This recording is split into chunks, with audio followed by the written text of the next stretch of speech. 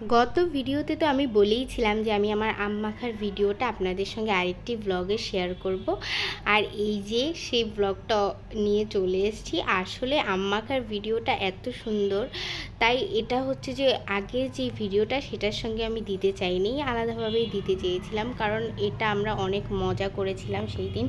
আর মজা করে সবাই মিলে গাছ থেকে আম পেড়ে একদম এই যে সেগুলো হচ্ছে ভালো মতোই প্রথমে ধুয়ে নিচ্ছি। এখানে অনেক কটাই আম ছিল, কিন্তু পরবর্তীতে দেখা গেছে এই আমগুলোর কয়েকটার ভেতরে পোকা থাকার কারণে কয়েকটা আম ফেলে দিতে হয়েছে। পরে আবার গাছ থেকে আম পেড়ে সেগুলো আবার মিক্স করা হয়েছিল।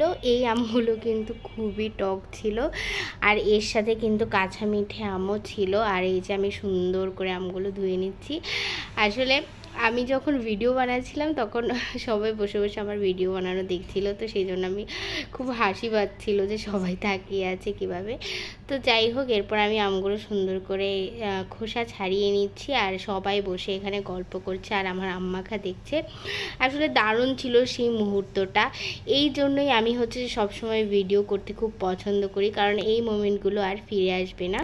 আর এই যে দুপুরবেলা একদম বিলের মাঝখানে বসে এভাবে আম মাখা খাওয়ার মজাই আলাদা। আর এটা কিন্তু সোনালু গাছ, হয়তো দূর থেকে বোঝা যাচ্ছে না, এর নিচেই আমরা বসে হচ্ছে আম মাখা করছিলাম। আর দেখতে দেখতে সবগুলো আম আমার এখানে কাটা হয়ে গেছে। আর এখন হচ্ছে যে আমগুলো আমি গ্রেট করে নেব। আর এই যে সুন্দর করে গ্রেটারে তো অনেকগুলো পাশই থাকে, তো যেই পাশে হচ্ছে একদম ছোট ছোট চিকন চিকন করে হবে সেই পাশটা দিয়ে আমি প্রত্যেকটা আম সুন্দর করে গ্রেট করে নিয়েছি। এই যে দেখতেই পাচ্ছেন কি সুন্দর চিকন চিকন হয়েছে। আর আমগুলো গ্রেট করার পর এখান থেকে কিন্তু জল বেরিয়ে গেছে আমের ভেতর থেকে।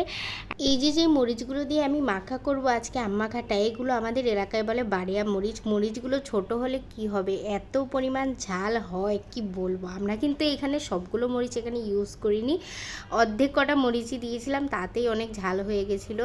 আর ছোটরাও খাবে তো সেই জন্য বেশি ঝালও দিইনি। আর এরপরে নুন, তারপরে হচ্ছে একটু চিনি তো দিতেই হবে, কারণ যেহেতু টক আম মাখা করছি, নুন চিনি এগুলো পরিমাণ মতো দিয়ে সুন্দর করে এবার এটা মাখা করে নেব আমটা।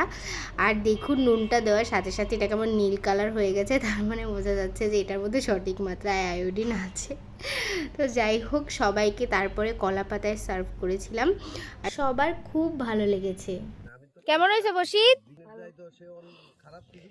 অপূর্ব কেমন হয়েছে? দাদা কেমন হয়েছে?